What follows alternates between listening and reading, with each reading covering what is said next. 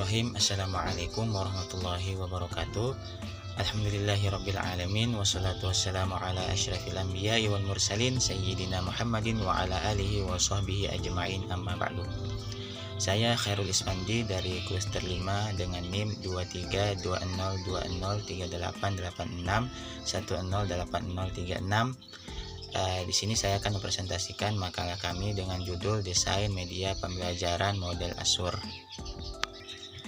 Saya sebagai pemateri terakhir yang akan menjelaskan bagaimana implementasi dari model Azure dalam pembelajaran pendidikan agama Islam. Sebelum saya menjelaskannya, terlebih dahulu kita harus ketahui apa sih yang dimaksud dengan model Azure. Jadi sebagaimana yang dikatakan oleh Afandi dan Badaruddin, bahwa model Azure merupakan suatu model yang merupakan sebuah formulasi untuk kegiatan belajar mengajar atau KBM. Biasa juga disebut model berorientasi kelas. Jadi model Azure adalah salah satu petunjuk dan perencanaan yang dapat membantu bagaimana cara merencanakan, mengidentifikasi, menentukan tujuan, memilih metode dan bahan, serta evaluasi. Nah, selanjutnya dalam mengimplementasikan model Azure, khususnya dalam pembelajaran pendidikan agama Islam pada peserta didik, terdapat beberapa tahapan-tahapan yang harus dilalui, yaitu yang pertama, menganalisis karakteristik siswa atau analysis learner. Dalam hal pembelajaran model Azure, langkah awal yang dilakukan itu adalah mengidentifikasi karakteristik siswa yang akan melakukan aktivitas pembelajaran. Hal ini dilakukan agar memudahkan siswa untuk mencapai tujuan pembelajaran. Nah, karakteristik yang perlu untuk dianalisis itu terbagi menjadi 3, yaitu yang pertama karakteristik umum, kemampuan awal, dan yang terakhir adalah gaya belajar siswa. Untuk karakteristik umum atau general characteristics menggambarkan tentang kondisi siswa seperti usia, jenis kelamin, kondisi sosial ekonomi, dan kondisi budaya. Hal ini menjadi patokan dalam merumuskan strategi dan media yang tepat dalam menyampaikan pembelajaran. Kemudian yang kedua adalah kemampuan awal atau specific entry competencies, menggambarkan tentang pengetahuan, keterampilan yang sudah atau belum dimiliki oleh siswa sebelum mengikuti pembelajaran. Hal ini akan memudahkan dalam merancang suatu pembelajaran agar penyampaian materi pembelajaran dapat diserap dengan optimal oleh siswa sesuai dengan kemampuan yang dimilikinya. Sedangkan untuk gaya belajar menggambarkan tentang bagaimana kecenderungan siswa dalam memberi respon terhadap stimulus yang diberikan oleh guru mereka. Contoh, gaya belajar siswa dalam pembelajaran pendidikan agama Islam sejarah Islam. Yang beda seperti ada yang melakukan pembelajaran secara visual atau melihat seperti membaca, kemudian gaya belajar audio atau mendengarkan, yaitu belajar akan lebih bermakna oleh peserta didik jika pelajaran tersebut didengarkan dengan serius. Dan ada juga gaya belajar secara kinestik atau melakukan, yaitu pelajaran yang akan lebih mudah dipahami peserta didik jika mereka mempraktekannya sendiri.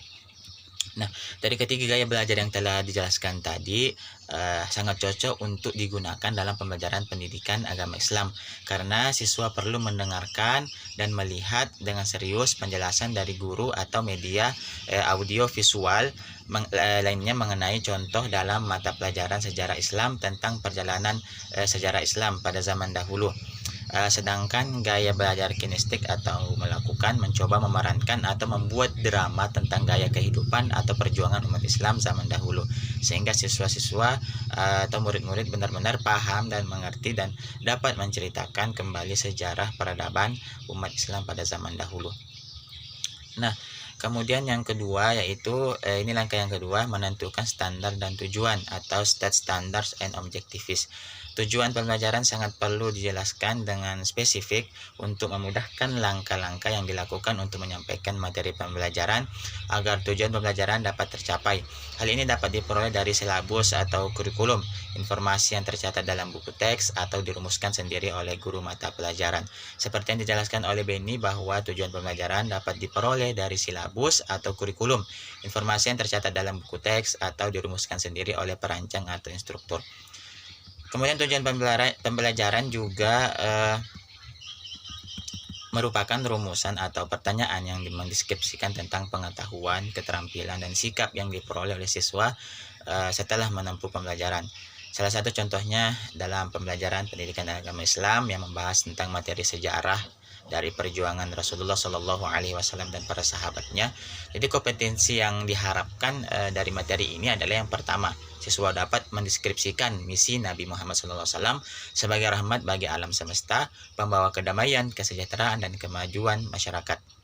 Kemudian yang kedua, siswa dapat mengambil hikmah dan misi Nabi Muhammad Shallallahu Alaihi Wasallam sebagai rahmat bagi alam semesta, pembawa kedamaian, kesejahteraan, dan kemajuan masyarakat dikaitkan dengan perkembangan kondisi sekarang atau kontemporer.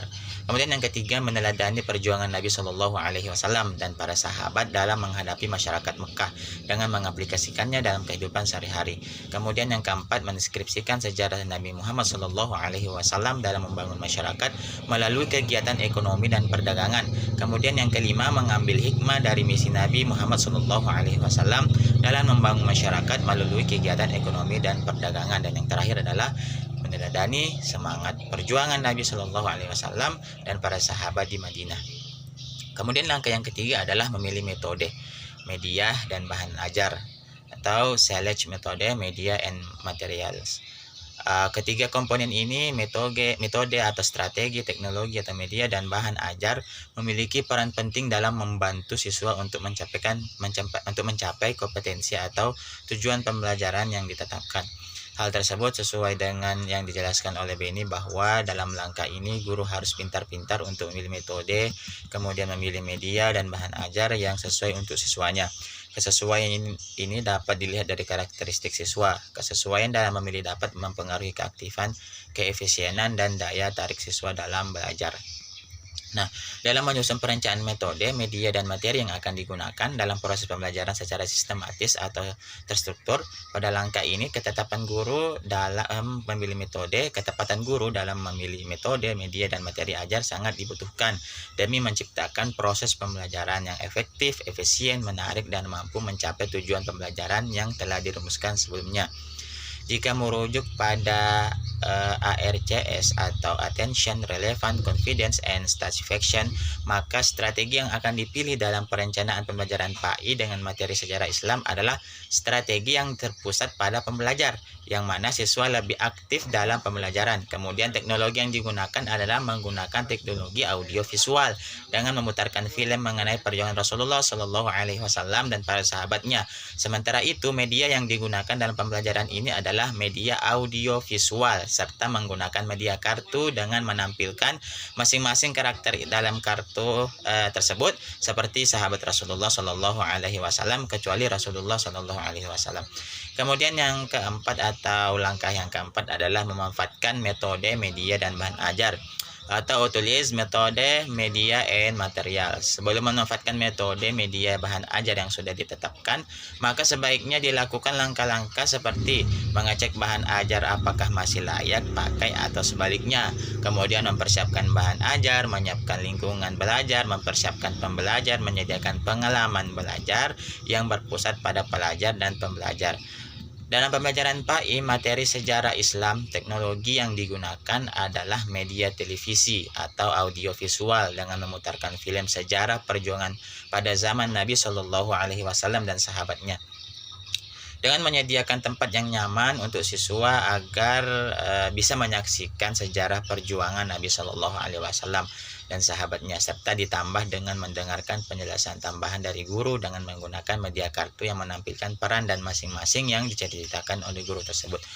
Jadi sebelum guru memutarkan film mengenai perjuangan Rasulullah SAW, terlebih dahulu guru harus mempersiapkan siswa dengan memberikan simulasi untuk memfokuskan konsentrasi siswa dan membuka limbik siswa, kemudian dilanjutkan dengan menjelaskan kepada siswa tujuan pembelajaran yang diharapkan dari materi tersebut. Setelah siswa selesai menyaksikan pemutaran film tersebut, maka siswa bisa diminta untuk menceritakan ulang kisah perjuangan Nabi Shallallahu Alaihi Wasallam. Kemudian langkah yang kelima adalah melibatkan siswa dalam kegiatan pembelajaran atau regular learners participations. Keterlibatan siswa dalam pembelajaran akan lebih mudah jika siswa secara fisik atau secara mental ikut terlibat aktif dengan isi materi atau keterampilan yang dipelajari. Sejumlah metode pembelajaran dapat diaplikasikan untuk menciptakan keterlibatan siswa dalam menempuh proses pembelajaran. Pengembangan partisipasi siswa dapat dilakukan dengan memberikan kuis kepada siswa untuk menjawab pertanyaan yang diberikan oleh seorang guru. Kemudian selain itu, dalam mata pelajaran PAI materi sejarah Islam, maka guru dapat membagi sebuah kelompok di dalam kelas dan meminta siswa untuk membuat sebuah drama mengenai kisah perjuangan Nabi Shallallahu Alaihi Wasallam dan sahabatnya sesuai dengan tema yang ada, serta siswa juga dapat diminta untuk mengaplikasikan semangat perjuangan Nabi Shallallahu Alaihi Wasallam khususnya di zaman kontemporer sekarang ini. Dan yang langkah terakhir yaitu mengevaluasi dan merevisi program pembelajaran atau evaluate and revise. Evaluasi dan revisi dilakukan untuk mengetahui apakah proses pembelajaran yang sudah dilakukan sudah mencapai tujuan pembelajaran yang sudah ditentukan. Lalu apakah metode, media, dan bahan ajar yang dipilih dapat membantu siswa dalam proses pembelajaran. Kemudian evaluasi apa yang dilakukan dari pembelajaran PAI dalam materi sejarah Nabi Shallallahu Alaihi Wasallam. Maka evaluasi yang dilakukan yaitu yang pertama mengevaluasi metode, media, dan strategi yang digunakan selama ini dalam proses pembelajaran. Evaluasi dilakukan dengan mengadakan wawancara dengan peserta didik dan meminta peserta didik untuk mengisi angket yang sudah disiapkan mengenai sistem pembelajaran yang telah dilaksanakan selama ini. Kemudian yang kedua, mengevaluasi pencapaian kompetensi yang diharapkan terhadap peserta didik. Jadi evaluasi dilaksanakan dengan pelaksanaan tes dengan memberikan seperangkat soal yang harus dijawab oleh siswa. Selain itu, siswa juga diminta untuk mempresentasikan kembali di depan kelas bagaimana perjalanan sejarah kehidupan Rasulullah Shallallahu Alaihi Wasallam dan sahabatnya. Kemudian yang ketiga adalah dari hasil evaluasi terhadap sistem pembelajaran yang telah diberikan kepada siswa, maka akan diadakan revisi terhadap hasil evaluasi yang bernilai negatif atau yang tidak diharapkan. Sekian penjelasan dari saya, lebih dan kurangnya mohon dimaafkan. Wassalamualaikum warahmatullahi wabarakatuh.